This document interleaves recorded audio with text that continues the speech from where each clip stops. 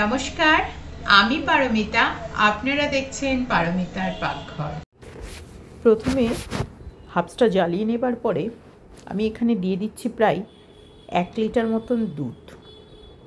আজকে যে রেসিপিটা আপনাদের কাছে এনেছি এটা একেবারেই একটি নতুন ধরনের মিষ্টি রেসিপি, কিন্তু সেটা কি করে বানাবো সেটা তো আপনারা অবশ্যই দেখবেন। কিন্তু তার আগে দুধটা খুব ভালো করে প্রথমে ফুটিয়ে নিতে হবে। এটা একবার জাল দেওয়া দুধ ছিল। আপনারা যদি প্যাকেটের দুধও নেন বা জাল দেওয়া দুধ নেন, যাই নেন, সেটাকে কিন্তু একবার খুব ভালো করে ফুটিয়ে নিতে হবে এবং এরকমভাবে ফেনা তুলে তুলে ফুটাতে হবে।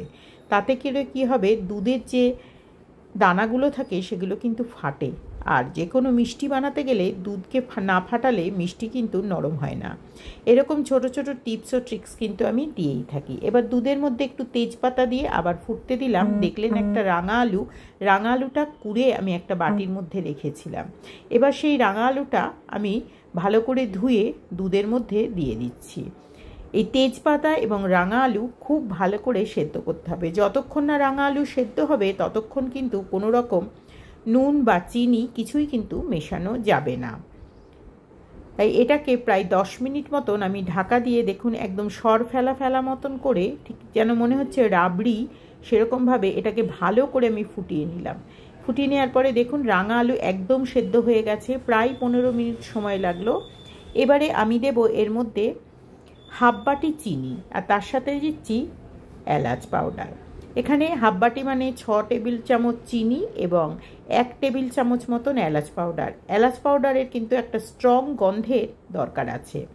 এবারে এইটাকে আবারও ভালো করে মিশিয়ে চিনিকে একেবারে গরম করে নিতে হবে। গরম মানে একেবারে গলে যেতে হবে। এবং তার সাথে গাঢ় করবার জন্যে আরও দিলাম 4-5টা মতন সাদা রঙের বাতাসা। আর এখানে 1 বাটি ভেজানো ছিল, মানে প্রায় 100 গ্রাম মতন ভেজানো ছিল সাবুদানা। বড় দানা সাবুদানাটা নিয়েছি। বড় দানার সাবুদানাটাই লাগবে এই মিষ্টিটার জন্য। ভালো করে ফুটিয়ে নিলাম। এবারে দুধের মধ্যে একটু হলুদ ফুড কালার মেশানো ছিল, তার মধ্যে আমি 3-4 ড্রপ মতো রোজ ওয়াটার দিয়ে ভালো করে গুলিয়ে নিলাম। এটাতে গন্ধটা খুব সুন্দর হবে। এবারে হলুদ রং হবে এই কালারটা, সেজন্য এর মধ্যে এটা মিশিয়ে নেব। এই কালারটা মেশাবার সঙ্গে সঙ্গে এই মিষ্টিটা একেবারেই পাল্টে যাবে। এটা আমি এবছরে গুরু পূর্ণিমার দিনে করেছিলাম, তাই ভাবলাম আপনাদের জন্য এটা আজকে বানাই। দেখুন কি অপূর্ব সুন্দর কালার হবে, ধীরে ধীরে করে মিশে যাবে এটা পুরো খাবারটার সাথে। এবং দেখুন এটা একটা অপূর্ব সুস্বাদু মিষ্টি কিন্তু তৈরি হলো। এবং এটা আপনারা, গোপালকে আমি ভোগ হিসাবে দিয়েছি। এছাড়াও আপনারা এটাকে লুচি, পরোটা, পায়েস হিসাবে বা যে কোনো রকম বাড়িতে অতিথি এলে এটা খেতেই পারেন। দেখতেই পাচ্ছেন কত সুন্দর একটা মিষ্টি তৈরি হয়ে গেল। এরকম সুন্দর সুন্দর ছোট ছোট জিনিস দিয়ে অনেক সুন্দর সুন্দর মিষ্টি কিন্তু তৈরি করা যায়।